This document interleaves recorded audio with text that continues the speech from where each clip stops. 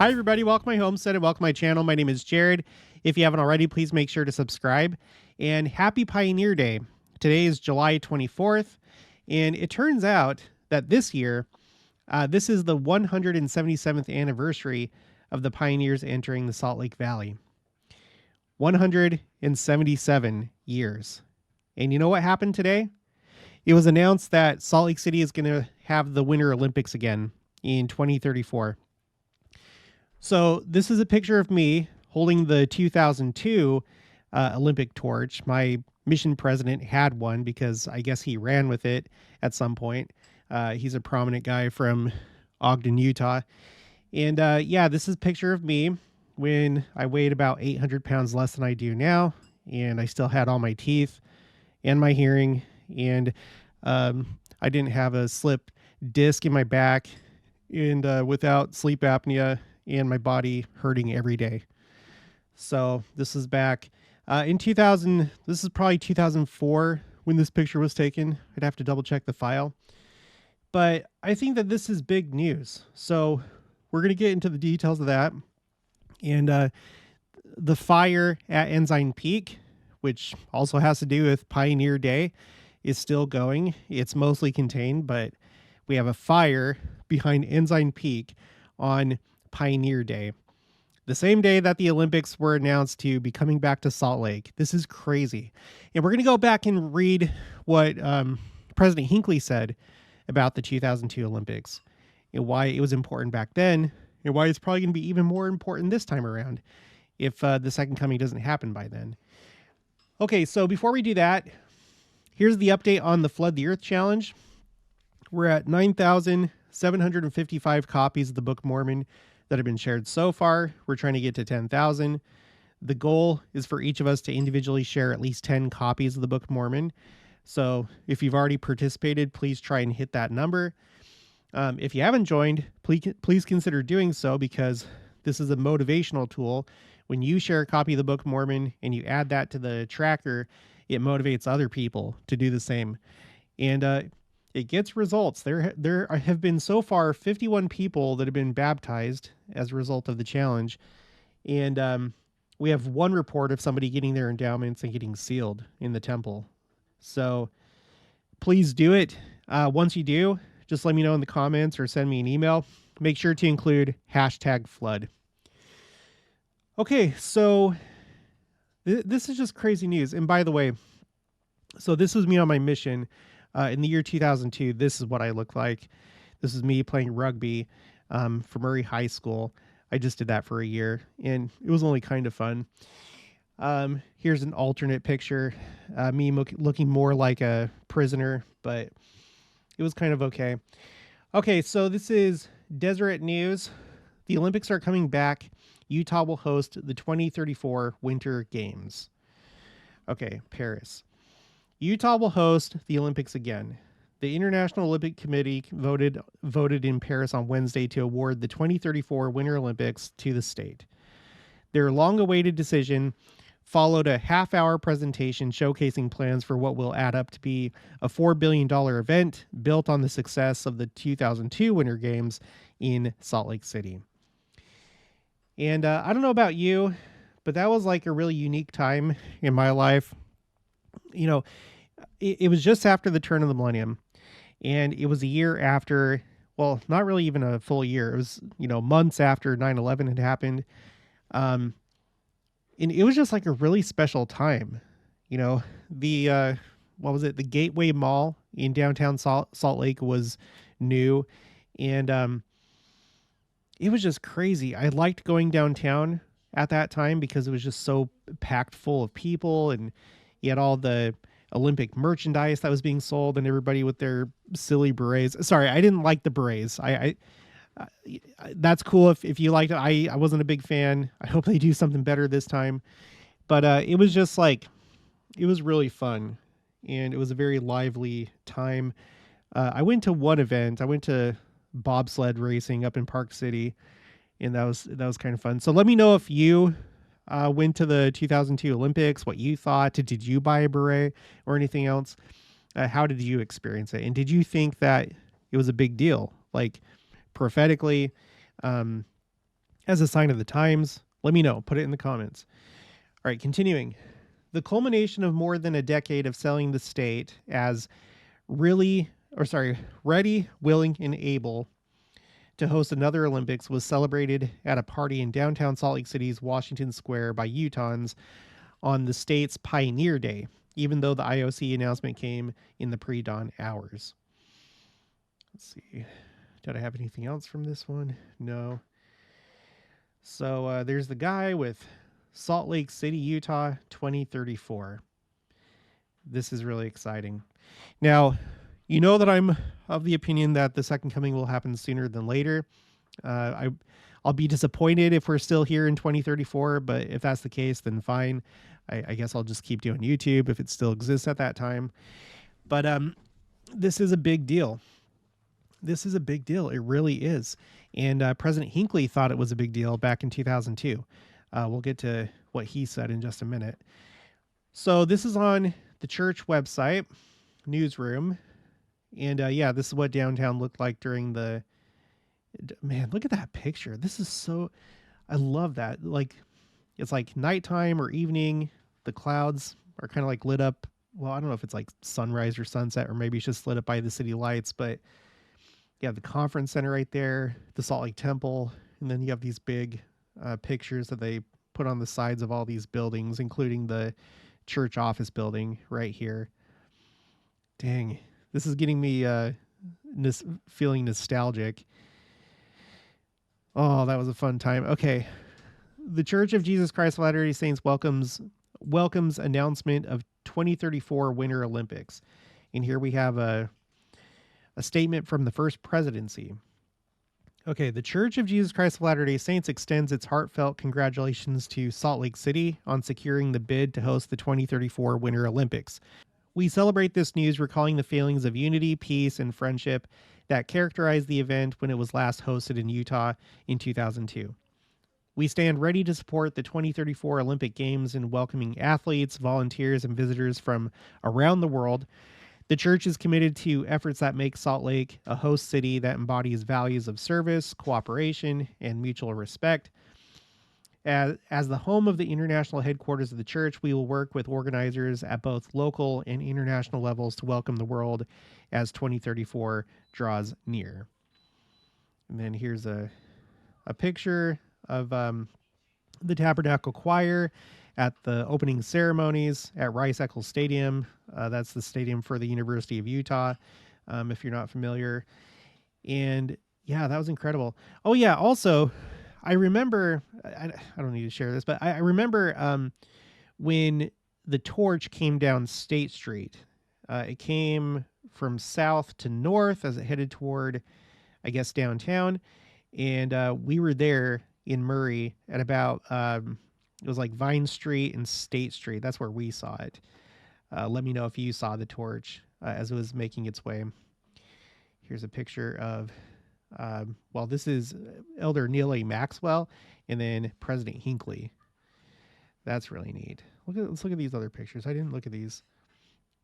Fireworks, President Hinckley again, President Boyd K. Packer right here, President of the Quorum of the 12 Apostles. Downtown, lots of people. I wonder if they'll have like a similar logo and color scheme or if it'll be completely different. There's the torch at Rice-Eccles Stadium. It's still there today. I wonder if that'll be used or redone. The Salt Lake Temple.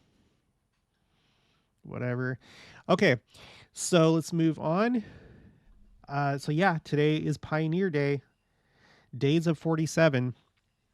177 years later, this was announced, and I don't think this is any small thing. I really don't. If you've never been to Utah, if you're outside of Utah, outside of the United States, first we have the 4th of July to celebrate the United States, the birthday of the United States. But if you live in Utah, it's like you get a second 4th of July with July 24th. It's another day of fireworks. And that's one thing I really do miss living there. It's like it's just like how Thanksgiving is Christmas 1 and then Christmas is Christmas 2. That's kind of like what you get in Utah with fireworks. And it's a great day to be with family. They have parades. Here's all these different floats. So let's see. This one's Midvale Union Park steak with a beehive. I've done videos about bees and beehives, by the way. I may do one again. Here's another one. Pioneers with an angel helping to push the handcart. That's great. The Tabernacle Choir. With a cool thing of like the organ in the back. That's the organ from the Tabernacle. Bountiful Heights steak with like these 3 temples. I'm not sure which ones these are. That looks like the Bountiful Temple. I don't know. Let's move on. Root beer. Okay. So let's go to the April 2002 General Conference. This was the very first talk, Saturday morning session. And in that year, it was April 6th. That's kind of interesting. Just a couple months before this is when the Olympics took place. So April 6th, 2002, the first talk of General Conference, called The Church Goes Forward by President Gordon B. Hinckley. Okay, pay attention. Listen to this. My beloved brothers and sisters, it is wonderful to meet with you again in a great world conference of the church. 172 years ago today, Joseph Smith and his associates met in the inconspicuous log house on the Peter Whitmer farm in the quiet village of Fayette, New York, and organized the Church of Christ. From that modest beginning, something truly remarkable has happened. Great has been the history of this work. Our people have endured every kind of suffering. Indescribable have been their sacrifices. Immense beyond belief have been their labors. But out of all this fiery crucible has come something glorious. Today we stand on the summit of the years and look about us. From the original 6 members has grown a vast family of worshipers, 11 million plus strong. And here in 2024, now we're 17 million plus strong. From the quiet village has grown a movement that today is scattered through some 160 nations of the earth. This has become the 5th largest church in the United States. And actually, since 2002, I tried to look up like a current number, but what I'm finding is figures from like studies done, I think in 2012, maybe 2011. But this is Unitarian Universalist Association, and they're borrowing from the 2012 Yearbook of American and Canadian Churches, and they have the Church of Jesus Christ of Latter-day Saints in 4th spot. So first is Catholic, and then Southern Baptist Convention, and then United Methodist Church, which, by the way, with what's happened recently, I'm not sure that that's the case anymore because they had a schism. The main church wanted to go more like secular or more with more secular values, essentially. And so over the last couple of years, there's been a big split. And now you have I think they're called the United Methodist Global Church or something like that, those that weren't happy with the way that the church was going. So I don't know that that would be the case anymore because of that split. But anyway, 2012, you have the church. And then this is from, what was this again? Hartford Institute for Religion Research. And they also, this is according to 2011, but they also had the church in the number 4 spot for 4th largest church. And look, and actually, I didn't notice this before. Look how they have, so the church up 1.62%. I don't know if that's like from the previous year or from the previous time that they did this. The United Methodist Church down 1.22%. Southern Baptist Convention down 0.15, and then Catholic down 0.44. And it seems like most of these are down. Yeah, most of these are down on this right here.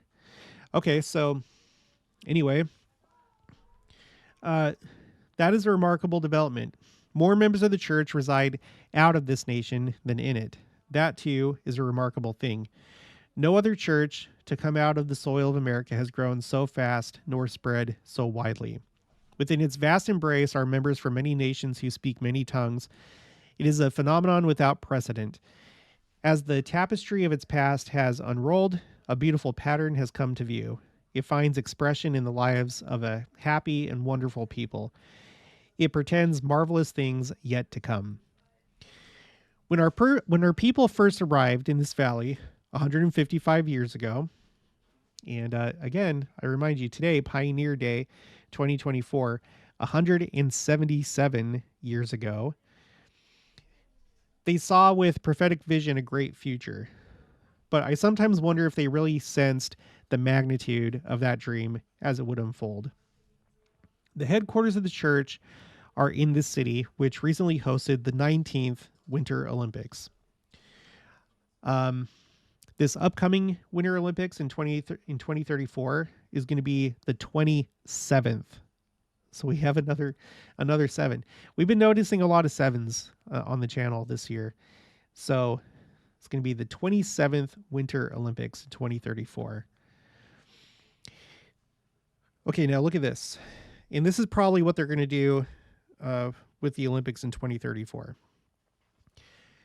We made a deliberate decision that we would not use this as a time or place to proselytize, but we were confident that out of this significant event would come a wonderful thing for the church.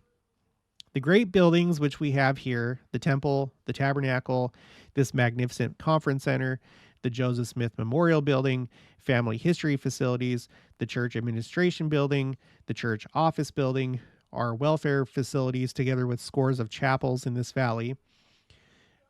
And by the way, at this point, even more temples in the Salt Lake Valley. I should have looked this up. Okay, so LDS temple map. Yeah, let's just go here. Okay, so in 2002, if I remember right,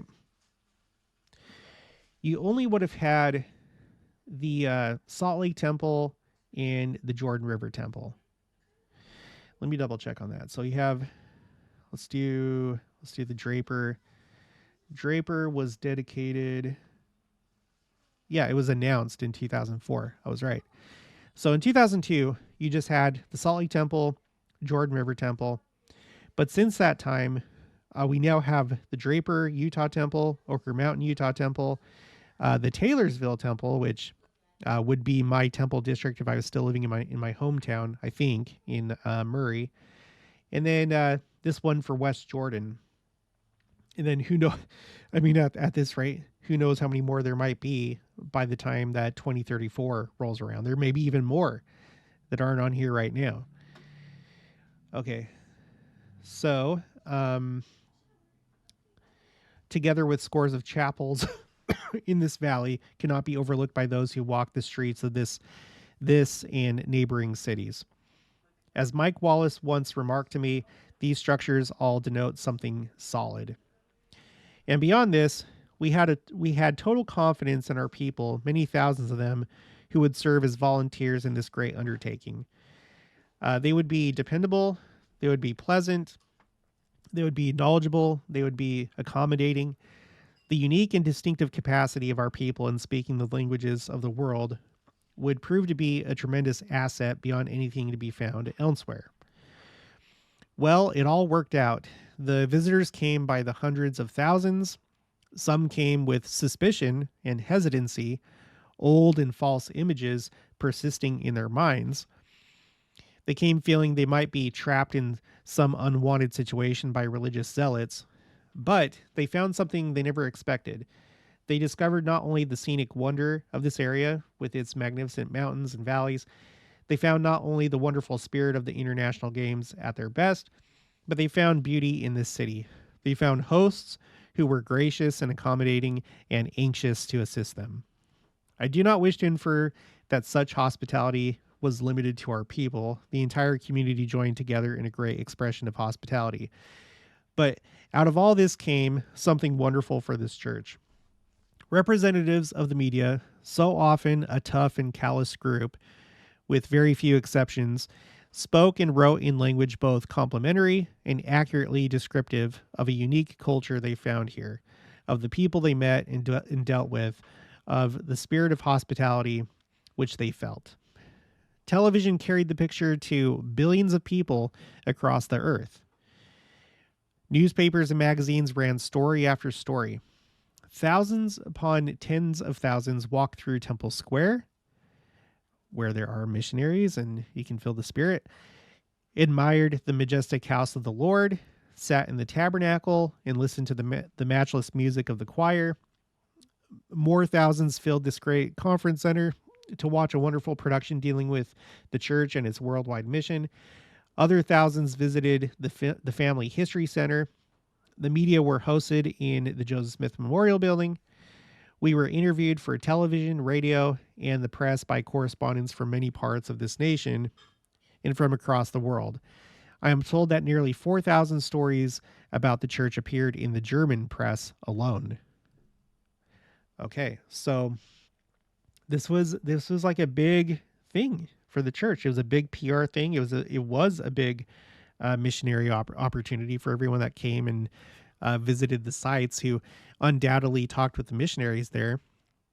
So what's interesting is if the second coming hasn't happened by 2034, you're going to have the, well, at that time, it's not going to be really newly renovated, but you're going to have the renovated Salt Lake Temple along with the new, they're not calling them visitor centers anymore. They're calling them, I think, like guest buildings or guest pavilions or something like that.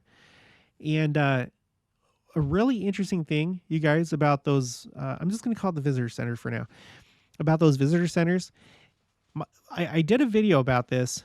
There's only one place that I know of that says this. It was like in a church news article, but they're going to have like, I think like full size or maybe somewhat scaled down. I'm not sure, but they're going to have basically full sized replicas of the rooms of the Salt Lake Temple, like the celestial room, ordinance rooms, and stuff like that. So up until this point, the Salt Lake Temple has had like a scaled down version of the temple in a glass case that's like cut in half, like a cross section, so you can see inside this like model of the Salt Lake Temple, and it's really cool. And I'm sure that they'll still have that. But now they're going to add like these temple room replicas as part of the visitor centers. So that's really neat. Can you imagine people walking through that during the 2034 Olympics? And kind of like getting a sense what it's like to be inside the temple. And then they're making it so that the Temple Square area is a lot more walkable. Like it's a lot more integrated. The two blocks, the block that we would typically consider as Temple Square, as well as the block that has the church office building and administration building and all that stuff, is going to be more streamlined. So it's going to be a different experience this time around, you know? And for all I know, some of you may think it's silly, but there may be a lot of things that carry over. Like say that the second coming happens this year or the next couple of years before the Olympics.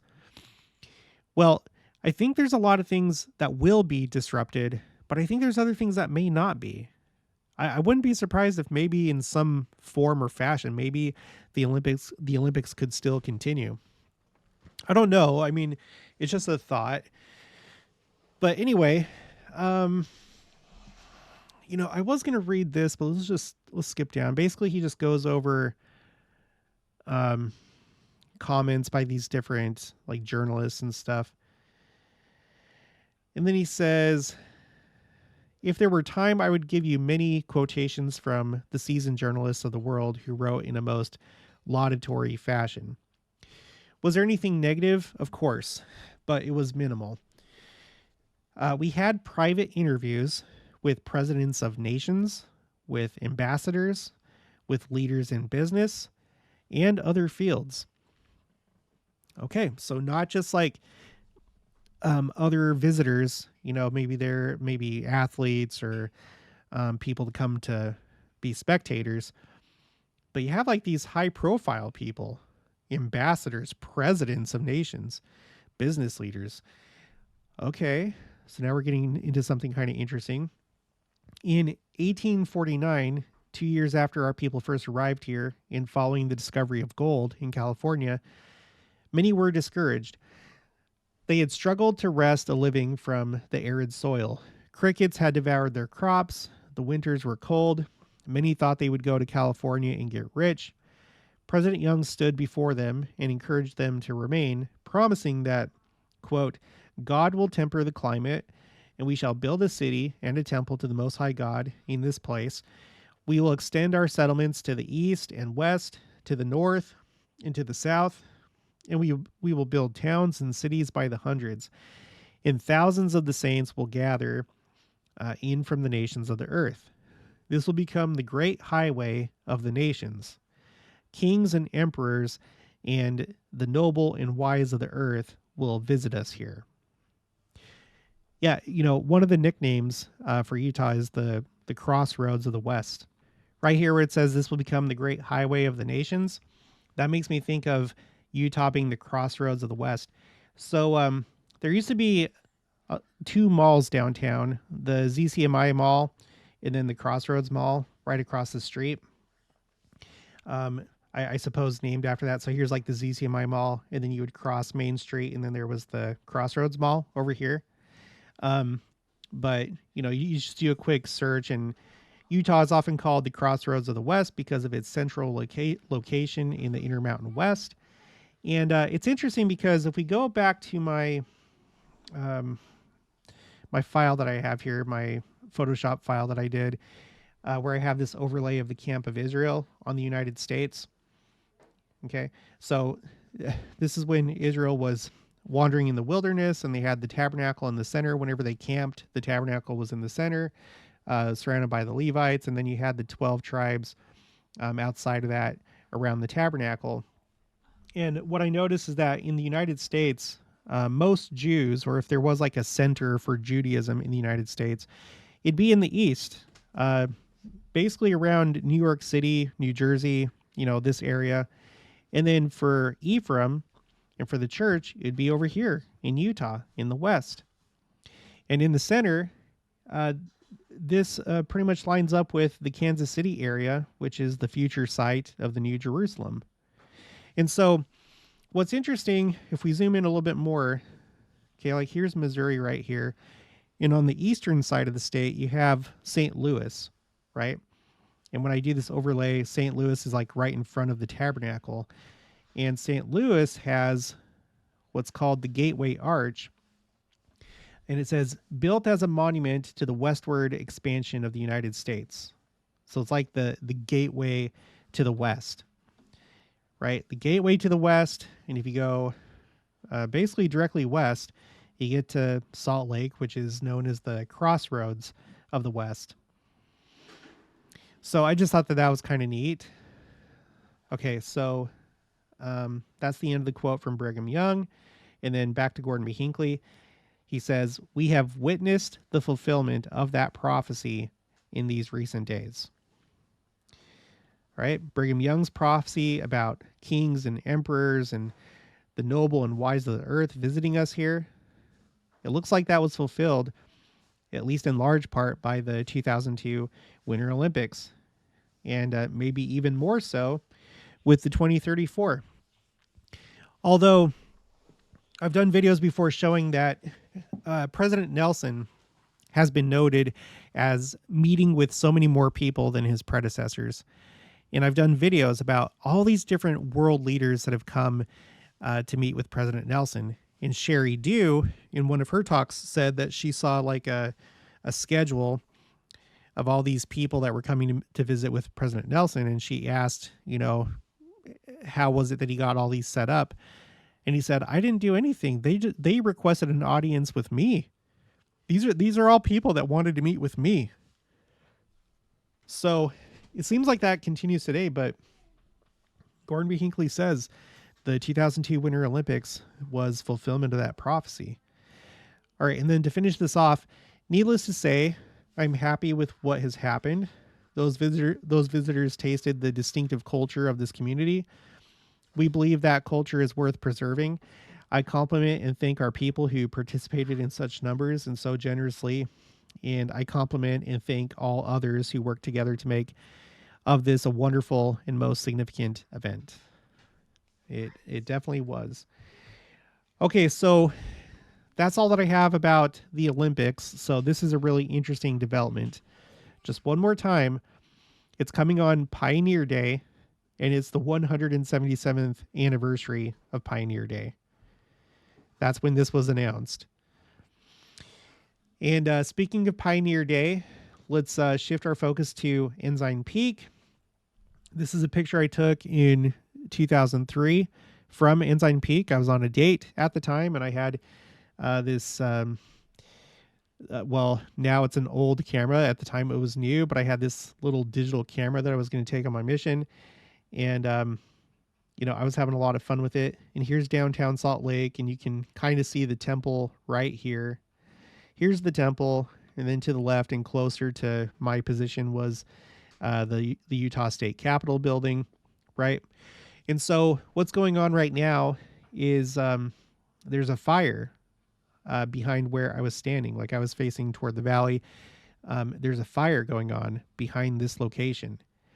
And this is the peak. I recently did a video about this. This is the peak that Brigham Young, that Brigham Young saw in vision.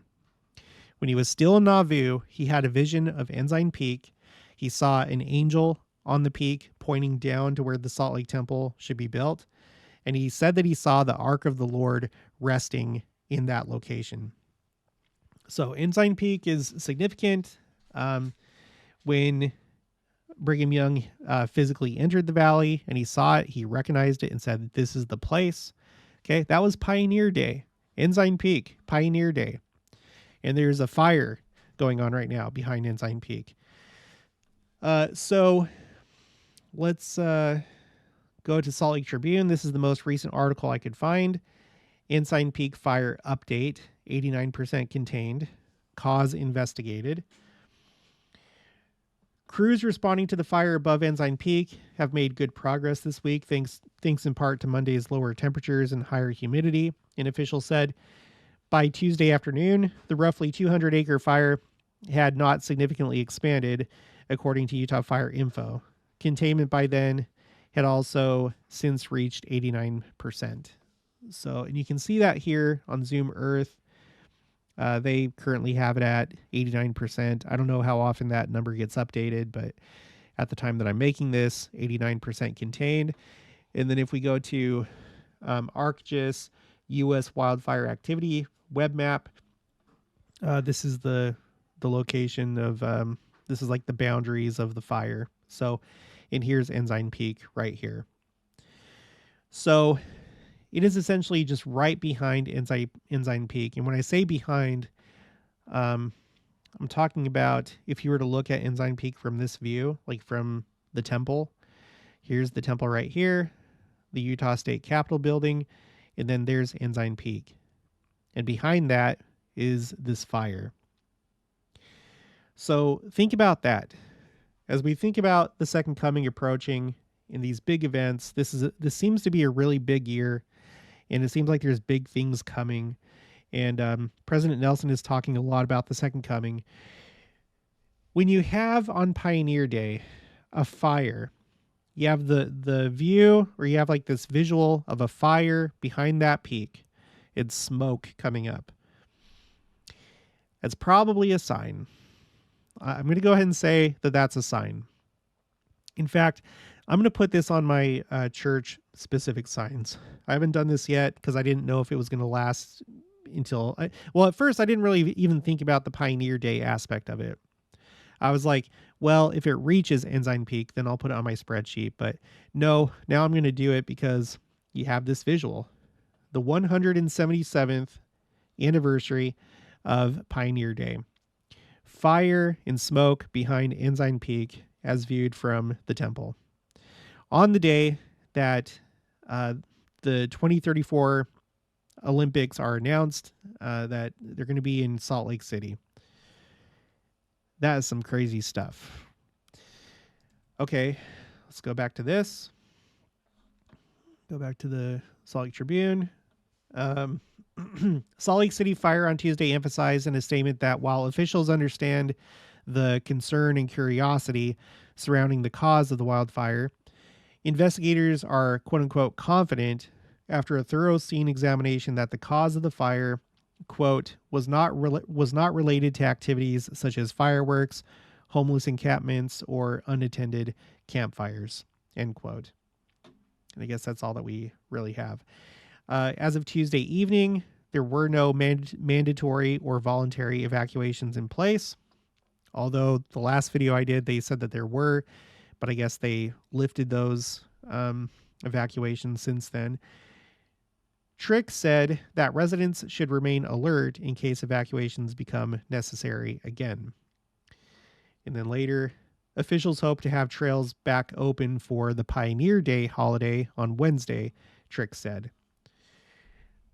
So, interesting stuff. I don't know if it has reopened, but if it has, then that's kind of interesting. You have this from Utah Fire Info.